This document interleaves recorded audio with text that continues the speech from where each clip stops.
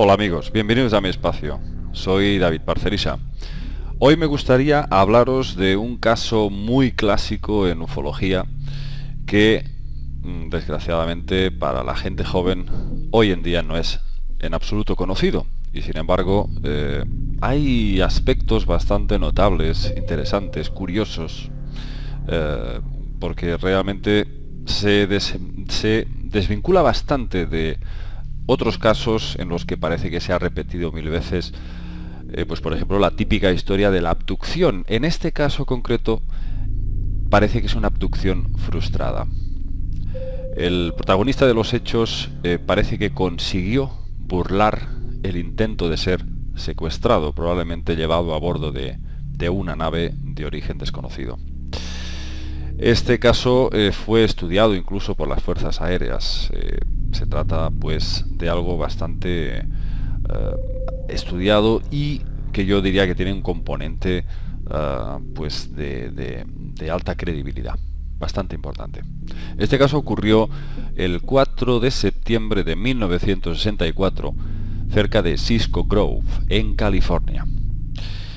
En realidad eran tres los protagonistas de la historia, aunque solamente uno de ellos fue quien vivió el asedio, este asedio por parte de unas entidades desconocidas. Como digo, eran tres aficionados a la caza que salieron ese día, ese 4 de septiembre, a practicar pues su deporte favorito. Además que en esa época en Estados Unidos estaba muy de moda la caza con arco. Bueno, el caso es que estos tres amigos se alejaron bastante del campamento donde estaban para intentar alcanzar una cresta. A medida que iba anocheciendo, se fueron distanciando unos con otros. El protagonista, un joven de 28 años, que, lógicamente, para luego relatar este caso, quiso permanecer en el anonimato, se hizo llamar el seudónimo de Mr. S. Este señor, cuando ya estaba anocheciendo, logró coronar esa cresta, pero desgraciadamente no logró divisar a sus dos compañeros. El hombre, preocupado, observó que para poder regresar de nuevo al campamento tenía que descender por un cañón muy rocoso, muy difícil, de muy difícil acceso, con lo cual llegó a la conclusión de que se había perdido. Y hasta que no volviera a amanecer, lo más probable es que no podría retomar el regreso. En un intento desesperado por alertar a sus amigos en medio de esa oscuridad, lo que hizo fue hacer una pequeña fogata, una hoguera, para, digamos, hacer algún tipo de señal. De repente apareció una extraña luz por debajo del horizonte. Él inicialmente pensó que se trataba de sus amigos que venían con linternas a buscarle. Pero la sorpresa fue mayúscula cuando vio que aquella luz se posaba por encima de unos árboles. De pronto, de la luz pasó a adoptar una forma de esfera blanca que empezó como a seguir sus pasos. Estaba situada a unos 400-500 metros de él. El hombre, asustado, decidió subirse en lo alto de un árbol que medía entre 8 y 9 metros de altura, y se posicionó en la rama más baja, exactamente a unos 3 metros del suelo. De aquella luz blanca vio cómo surgía un objeto en forma de cúpula, y por detrás de una maleza vio cómo emergían de aquel objeto dos criaturitas pequeñitas que se colocaron al pie de ese árbol y empezaron a observarle como si estuviesen esperando a que descendiera del árbol. Pero el hombre, desde luego con lo asustado que estaba, no cambió precisamente de opinión. Aquellos seres, decía Mr. S, pues medían aproximadamente 1,60 m, 1,65 m. Dice que iban ataviados con una especie de trajes como los monjes, con unos hábitos, una capucha que les cubría la cabeza y que en ningún momento podía verles el rostro. El color de esos ropajes dice que era como una especie de gris metalizado. Al cabo de un rato, una tercera criatura, digamos que entra en escena. Ese ser dice que es totalmente diferente a los otros dos y avanza, camina de una forma como muy patosa, muy con dificultad, incluso llegando a tropezar entre la maleza, o cada vez que pisaba un arbusto parecía como que iba a caerse. Además dice que en vez de intentar esquivar los troncos, el ser caminaba avasallando, o sea, pasando por encima de cualquier obstáculo. Dice que este era incluso más pequeñito que las otras dos entidades. Dice que medía 1,5 metros. Pero este no llevaba ropa. Su aspecto era robótico, más metalizado aún que los otros dos, de un color mate platinado. Dice que sus ojos eran muy luminosos y que en medio de la negrura de la noche se podían divisar perfectamente, eran de un color rojo anaranjado. Pero lo más curioso aquí, anatómicamente hablando, es que su boca estaba constituida por una especie de mandíbula mecánica muy, muy cuadrada, en donde dice que su punto de eje estaba a la altura de las orejas de la entidad, aunque lógicamente el ser no tenía orejas.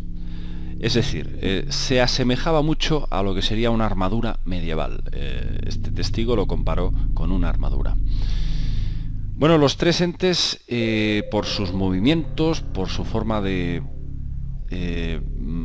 desplazarse por los alrededores del árbol, era como que querían agarrarlo, querían cogerlo. Y poco a poco fue viendo de que realmente esa parecía ser su misión, porque lo intentaron de varias formas. Intentaron varias veces trepar por el árbol, pero les resultó absolutamente imposible. Eran demasiado patosos, demasiado lentos como para poder encaramarse en el tronco del árbol y subir. Las dos criaturas encapuchadas, que eran como monjes, incluso llegaron a subirse una encima de la otra para trepar, pero volvían a caerse y, lógicamente, pues quedaba claro que ese sistema no les funcionaba.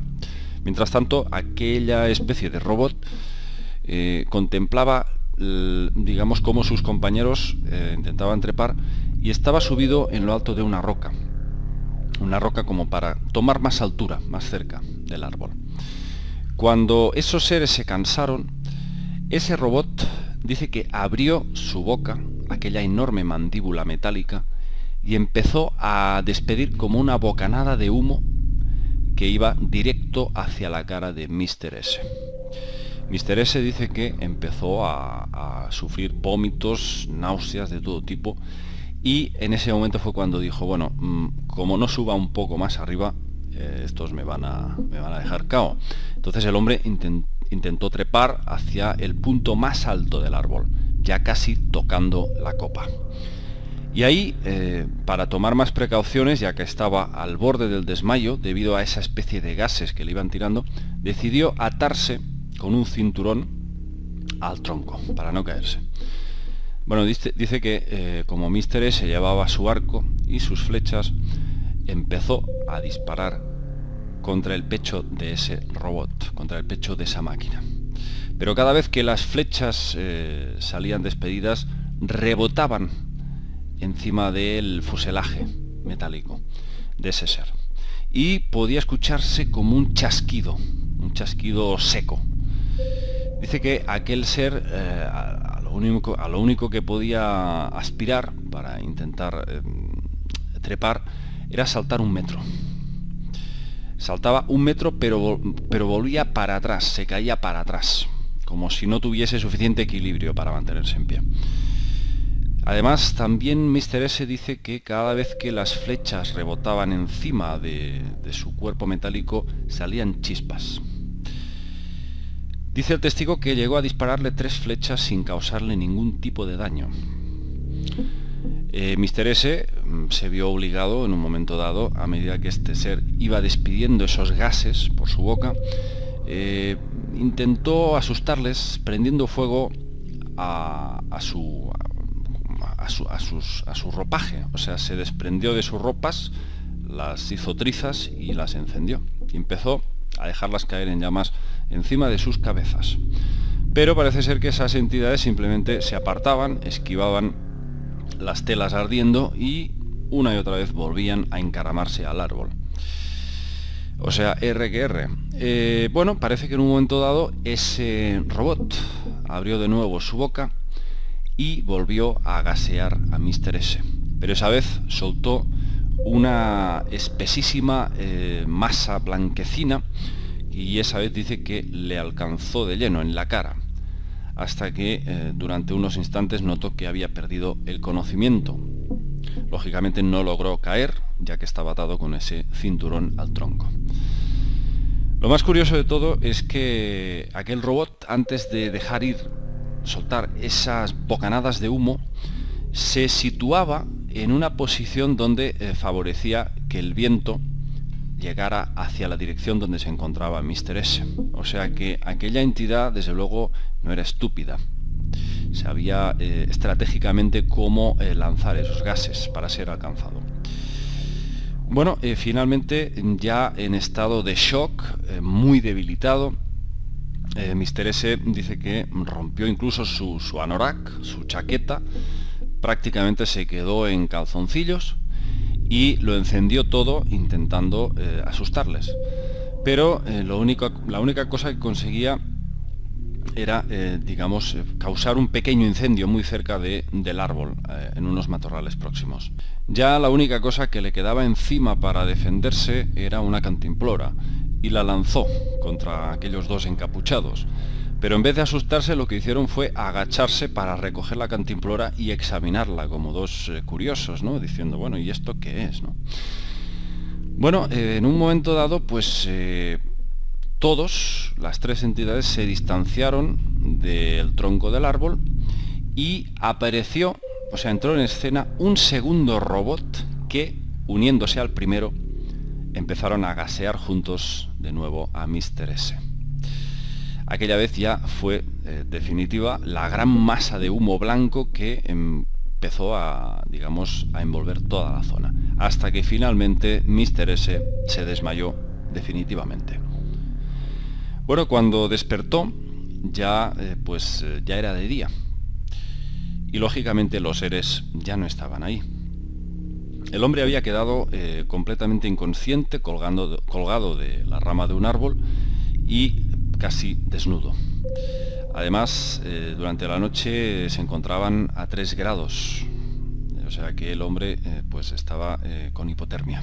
Cuando consiguió orientarse con la luz del día, logró retomar su camino de vuelta hacia el campamento y lógicamente sus amigos se preocuparon al verle en ese estado tan lamentable.